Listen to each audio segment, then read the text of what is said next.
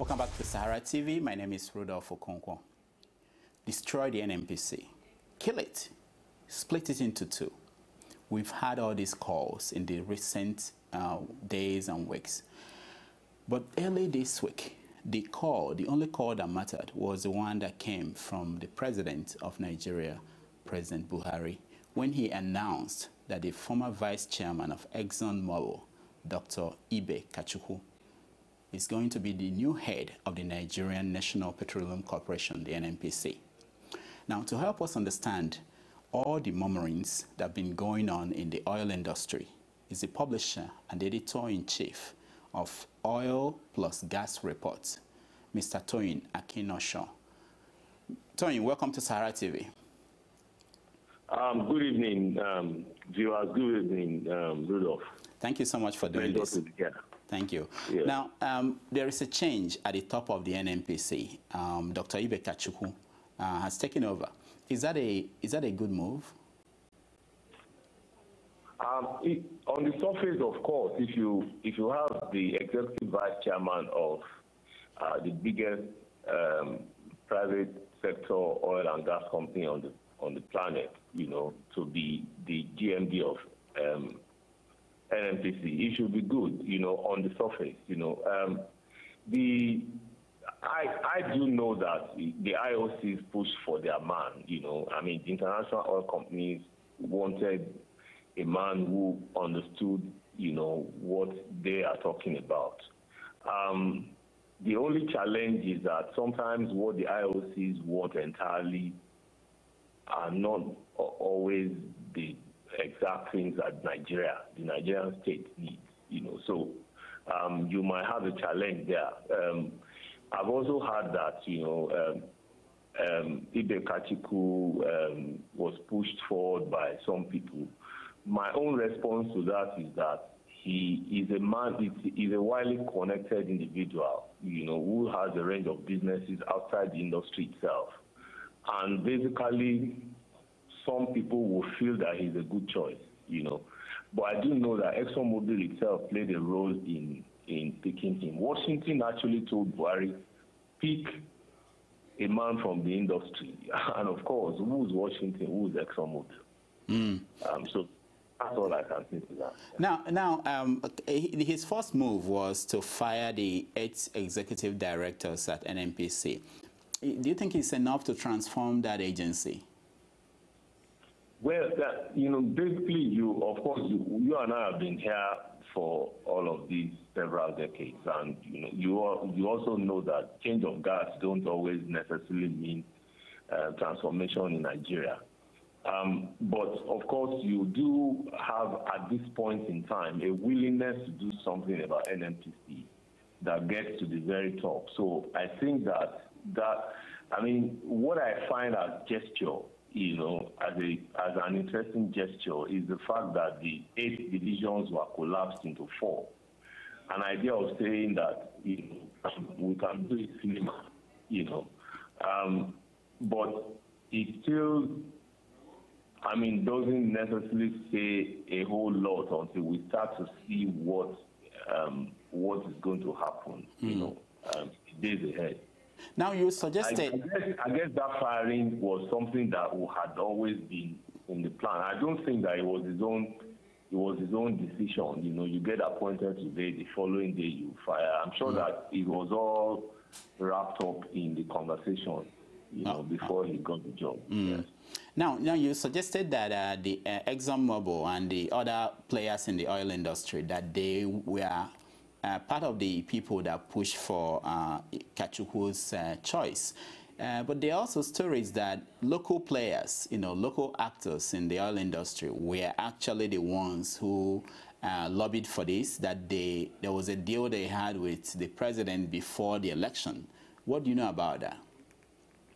Well, I know that, quite a number of groups, basically having gone weary of a minister who really didn't speak to anybody, who didn't build any coalition with anybody, who wasn't answerable to anybody. It wasn't a fact that the previous minister, for example, had some people who she was extremely close to, and she had a string of relationships. But in terms of being seen by industry as somebody who listened to them, I think that they were worried. Quite a number of people wanted somebody who they could say, well, this is a professional, this is someone coming from the industry. I don't know whether that is necessarily a bad thing, but I'm not privy to whether Kachiku is one of those, is someone who these people that you're mentioning, local players. Well, I do know for a fact, that, I mean, Danjuman's name, General Danjuman's name has been mentioned. I had that from quite a number of, sources that have been talking with me, but the point that the Nigerian oil industry is now a far more diverse industry than it was 10 years ago. There are IOCs, as in international oil companies. There are IOCs, as in indigenous companies, and there are a whole lot of people who are interested. So it really might not necessarily be wrong that someone lobbies higher and gets to push his man. What is important is the quality of this person, and that's what we need to watch going forward. Now, let's look at the recent stories. We had El Rufai saying that the NNPC has to be killed. Even President Buhari, when he visited Washington, said that he will split the NNPC into two. What is your take? Is the NNPC too big to succeed or too big to fail? Well, I mean, my short answer is that any organization that is government-run in our own country, and I think that we're just a very special breed. There are all kinds of state, state and parastatals in other countries in the world, that have done very well, in whatever areas that they work in. Transnet in South Africa, up to a time until it began to have its own challenges. ESCOM in South Africa, and Singaporean companies that are essentially state companies, are doing fairly well, either in the energy or industry or elsewhere. But the point is, Nigerian, public companies, the ones that are owned by government, do not do well. And that basically has been the argument of the pro-private people who keep on saying, why don't you just take away all of those powers that these organizations have that seem to impinge on progress. Now, in the case of NNPC, one of the things that we've always said was if it played more role as a tax agency, as a state, a representative of the state, and its commercial arm, the NAPIMS, for example, is run by that sort of KPMG style organization, not necessarily that company, but by investor types who basically look at projects and say, no, I'm not putting money here. I will put money here. That's what people are talking about. I think that essentially when it comes to operational issues, when NNPC pretends to run basic things like, running, oil and gas, acreages, just as Shell does, it does fail. And when NNPC is a part of the conversation of project development, it doesn't monitor well. It doesn't seem to get its acts together. I have a sense that, for example, a whole lot of IOCs do get away with quite a lot because of this poor monitoring, and I think that that's when people are talking about breaking NNPC up, or I think that what in the detail has more to do with how NNPC reacts, how NNPC engages with the commercial interest of the country. I don't think that NNPC, for example, needs to be putting that 60%, into JV projects when it basically can just say, okay, you guys run this thing. But then if he says you guys run this thing, he has to, the section of NNPC that is dealing with these companies as a partner has to be such that, it's financing and, the CFO kind of work in that area has to be very sound. Okay. Chevron has gotten away with this exceedingly expensive GTL. What's that project? What is it? What's that project? And all kinds of projects can, and yet, you suddenly find yourself owning these companies. So when they say $9 billion owing, it might not. It all depends on how you are engaging with these companies. So if NNPC itself is not, forget about the fact that NNPC itself, has found itself to be very corrupt, and all of that. Let me stop you because I'm worried about time. Let's get to a few other things before we go. So that's why I know. Let's get to this. The president said in Washington that over 1 million barrels of oil stolen every day under Jonathan.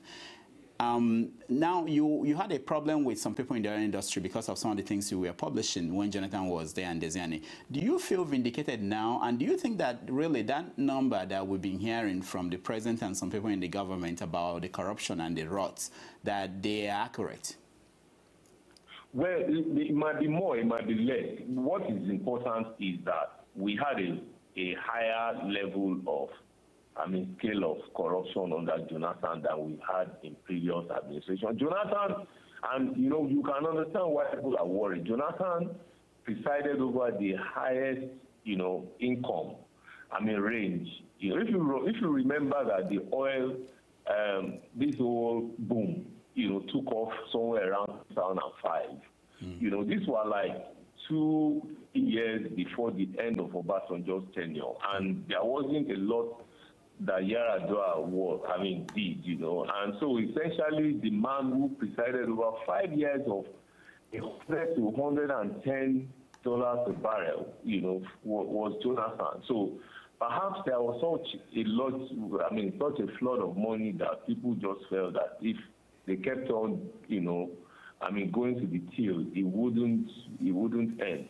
But the thing, if you look at the oil, as far as I'm concerned, the oil theft thing has probably less to do with, necessarily corruption at NNPC than NNPC's own response to things. For example, the Transforcados pipeline was operated by Seplat at some point, and there was little downtime. And when NPDC took over, in the last 2 years, we've had a downtime of close to 150 days. How many days are there in a year that you have in 18 months, for example, 135 days?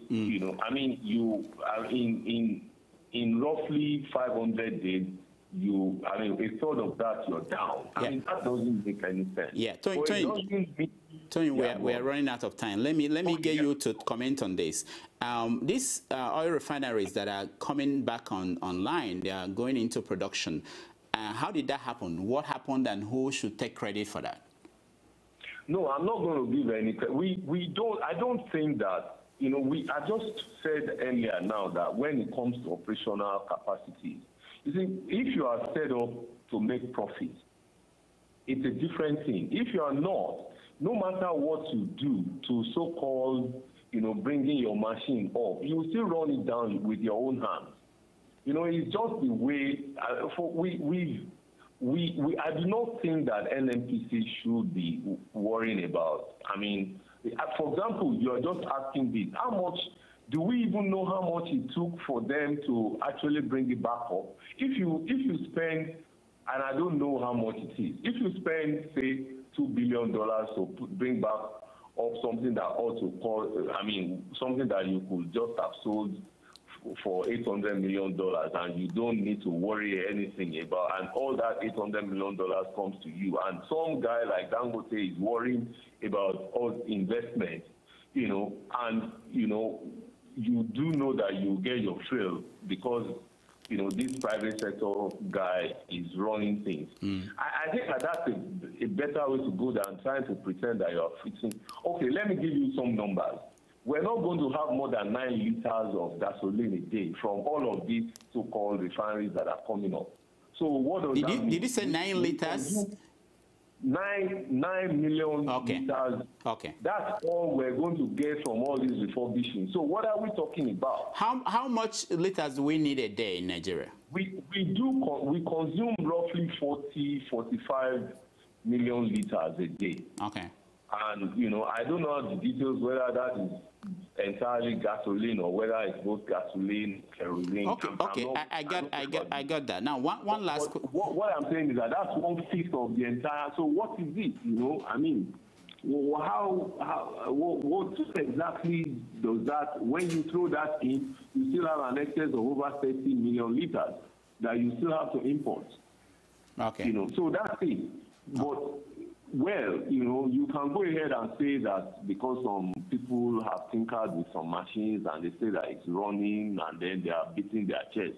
We've got to know the details before we begin to say, yes, this is very, this is progress or not. I know. Well, why? If NNPC is still the way it is, in 3 years' time, we'll be talking about those equipment run down again. That's the point. I do not know what, most governments, especially people like Buhari, who had been there for a while at some point, they tend to feel that when they come back, they can go back and, once you can save money from here and there, it doesn't matter, government can still run things. My take is that for the Nigerian state parastatals as a rule will not run anything. I do not have any example of anyone that runs anything well. So why don't we just admit that that is our DNA, that we should hand over anything that has to be commercial, we should hand it over to other people to do, and not pretend that we can do it. So I understand what you're saying. You are saying that it's better that this is sold off to private individuals and let the government take its hands away from doing this. But let me ask you, why I ask that question about credit is that Nigerians are divided out there. Nigerians are saying that this was something that the President Jonathan did before he left. And some people are saying that this is something that happened because Buhari came into power. No. The Zani said, if this, as far back as 2012, the NNPC had been talking about refurbishing. They were talking about, bringing the same suppliers of equipment. What they didn't get, according to them, this is their own admission, was that those companies who built the refineries did not agree to come and refurbish the refineries. But those equipment, according to NNPC officials, the equipment that they used to refurbish the refineries came from those OEMs, the original equipment manufacturers. So what they are saying is that for that reason, what they have now is almost brand new. That's what they say. My problem is that if you have something that brand new, and you're putting 440,000, barrels of oil a day, you should be getting far much more than, just 9 million liters. Okay. So that, which means that either they just completed the first phase, or maybe they are going to do another. But if you want to give credit for repairing refinery, I guess we shouldn't run away from the fact that you can give it to Jonathan. Yeah, sure. Okay. Well, one last question. There are a lot of stories out there about the upcoming renewal of oil blocks in Nigeria. and that he had a role to play in the realignment of forces, political forces in the last election. Now, I want to ask you several questions in one. One is, why is it that we don't know who are the people who own these oil blocks? And is it true that there is going to be a new renewal of these oil blocks? And is it a factor in what we are seeing in the oil industry? Well, you know, I've always said that a lot of this conversation around so-called owners of oil blocks are wrong-headed. You know, I mean, we do know, if you want to know who owns oil blocks, you can subscribe to IHS, and they will send you a map, and you will see all of these names, and you can check the CAC. You can find out who. You can actually check. Guadeni has published something before that was clearly who owns what. So, I mean, we keep on going back to, just because we think that we want to make a point. My issue is that, you know, I do not, you know, the way I've seen this so-called oil block is that the worst that has happened in terms of oil block allocation didn't necessarily even happen under Jonathan. The worst that has happened between Babangida and Abacha. And ever since then, things are a little different. It might not be, you might not have a proper, we still do not have a proper licensing round.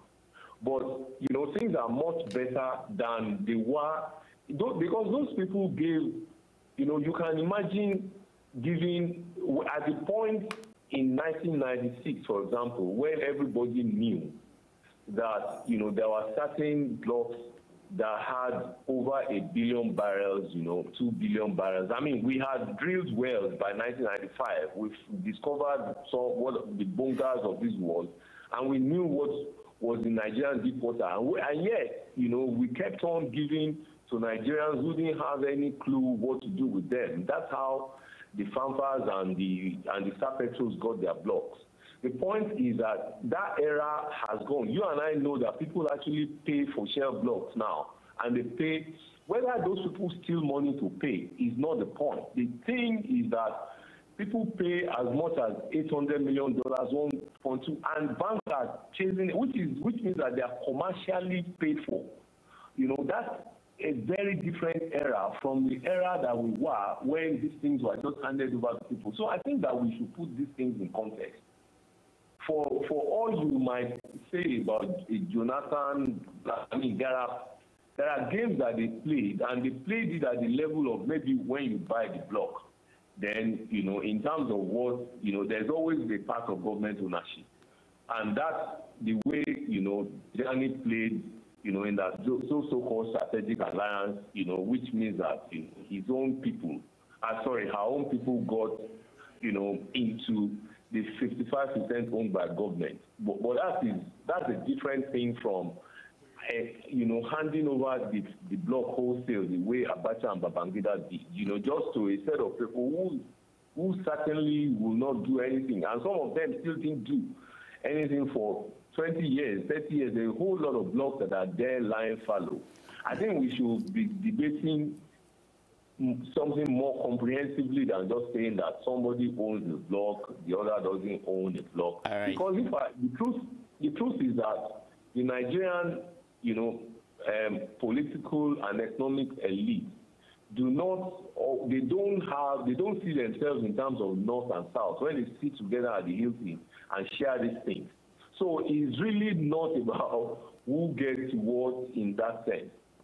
So the point I'm making is that there has been, I mean, there are you'll be surprised, certain people who had blocks, you know, who you would think that, you know, they call themselves champions of commerce today, and they shake hands with Obama, but they've taken government blocks, you know, I mean, several years ago, and they didn't do anything with it. They claim that they are part of Power Africa and all that. I'm not going to mention names. Okay, all right. And, you know, you'll be surprised, you know. So these things are fairly more complex. Okay, Toyin, we have to get you back again and continue this conversation. I want us to. Thank you very much. We'll get deep into it another time. Thank you so much for joining us. I appreciate it. Yeah, that's a wonderful meeting. Yeah, Toyin Akinosho, who is the editor and publisher of Africa gas and oil reports. When we come back, we are going to, remember, take your Skype calls and phone calls, and get you join us in this conversation about the NNPC, about everything going on in Nigeria and across Africa. So stay tuned.